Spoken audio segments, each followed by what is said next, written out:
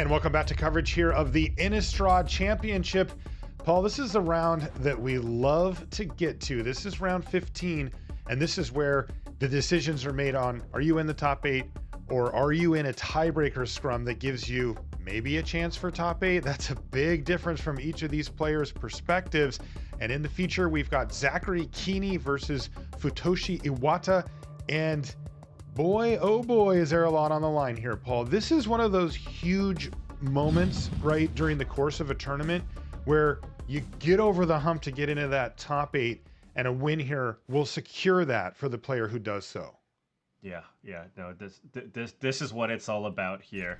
Win, guarantee in, lose. You got to cross your fingers and hope your tiebreakers go well. And again, I mean, the top 8 here.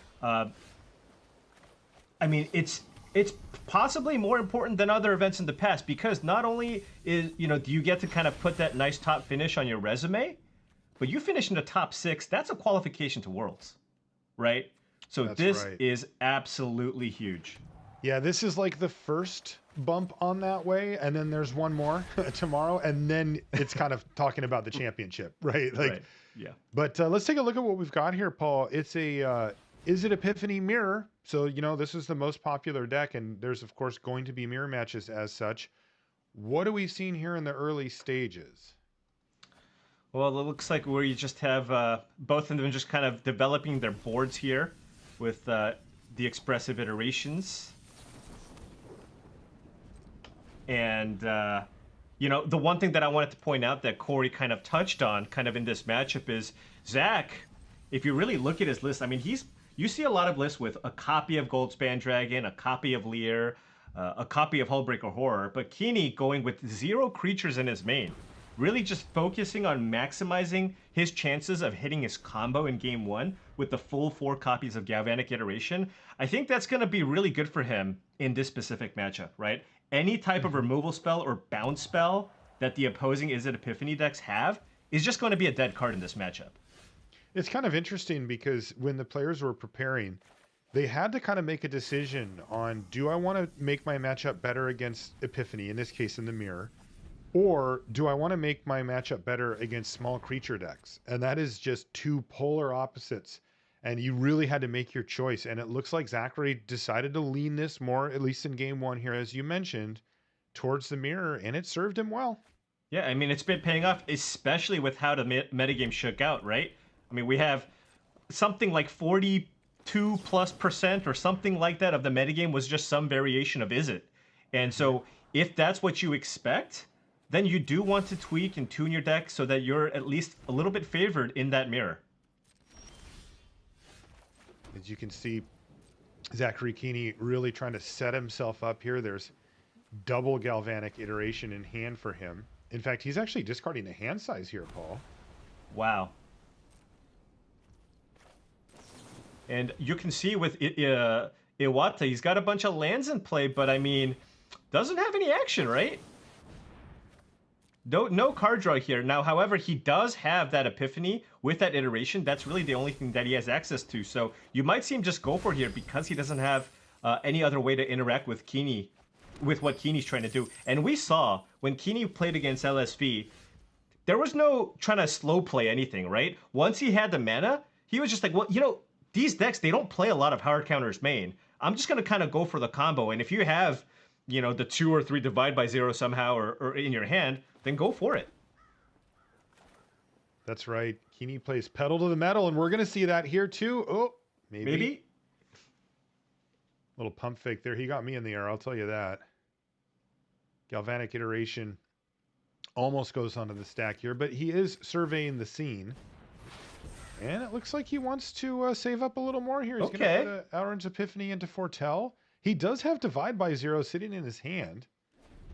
So he can perhaps tempt Futoshi into going for it himself and then kind of achieve that shields down scenario. Right, and I think there was a chance that he might have gone for it, but his draw step has changed things. He drew a Memory Deluge, so now he can try to kind of sculpt his hand, find a little more interaction, maybe a Divide by 0 here to try to stop potentially slow down Kiihne from doing his combo. Because, you know, if you kind of try to do that combo of iteration into Epiphany, well, you can sort of basically counter that with your own iterations with Divide by Zero, and just using Divide by Zero to try to counter some copies of the Alrund's Epiphanies.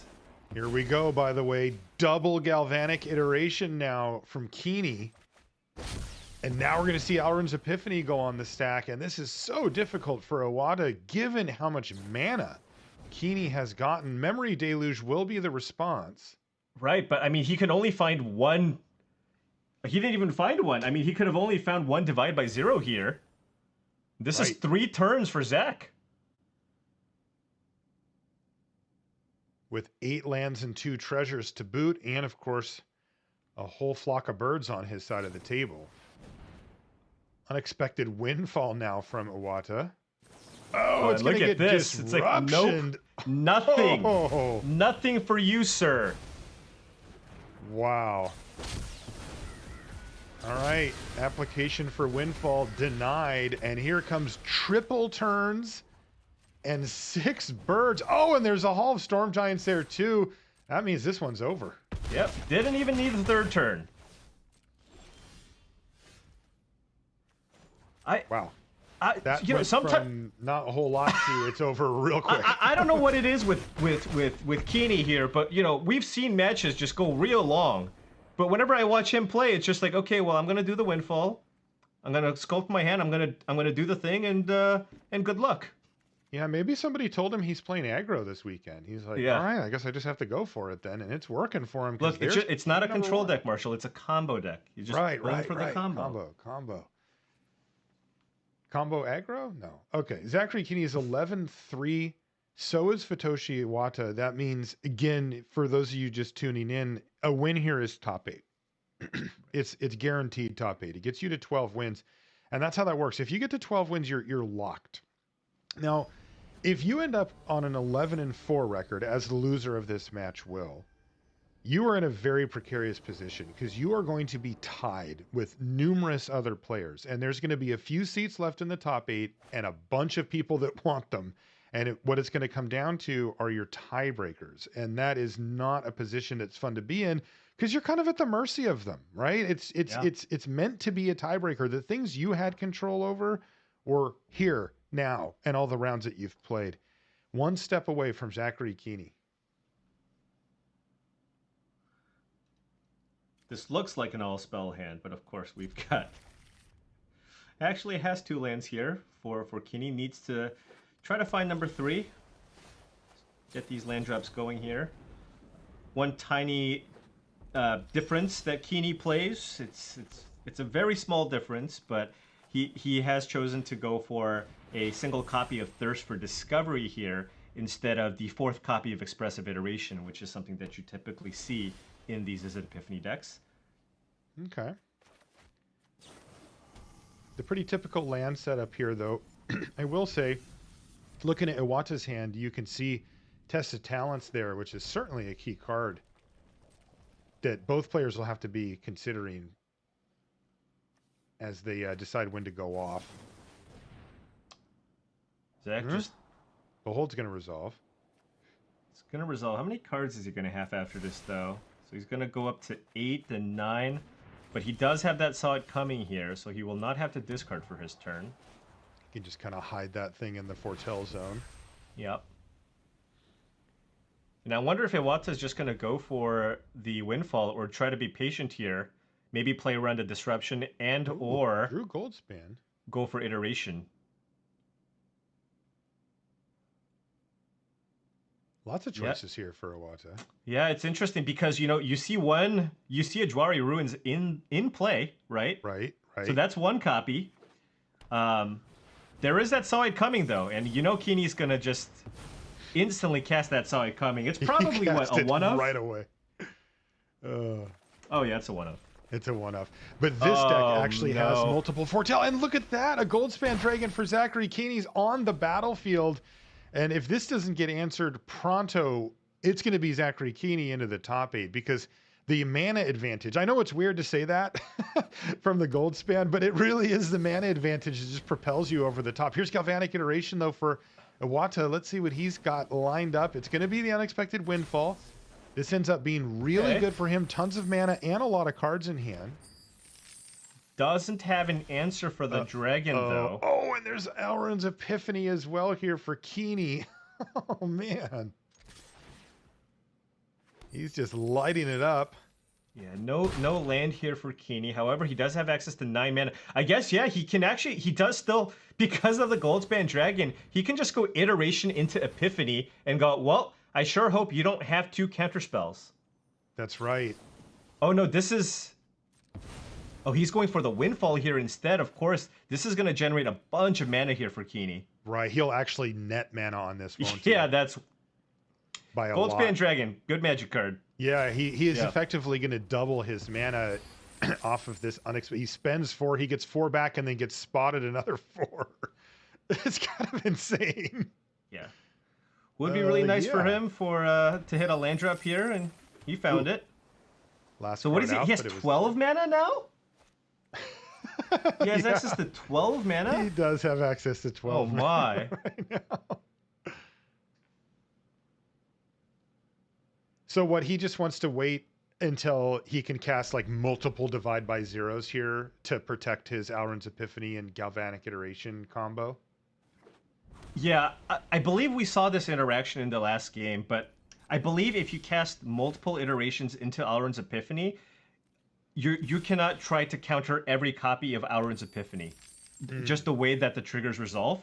There's going to be kind of 1 Epiphany on the stack. So there's going to be 2 on the stack, and you will never be able to counter all 3 with some combination of Galvanic Iteration plus Divide by Zero. You know, the other thing we got to consider here, Paul, is this dragon's just running away with the game. Oh, Iwata's down to 8. Like, he's going to need to do something here. We're finally going to see Test of Talents come out of the hand here for Iwata. Oh, and triple Divide by Zero for Kiihne? I mean... Yeah, and Kiihne's got this Epiphany in hand. I wonder if he wanted to foretell that one. Oh, to hide it? Yeah, potentially. Interesting.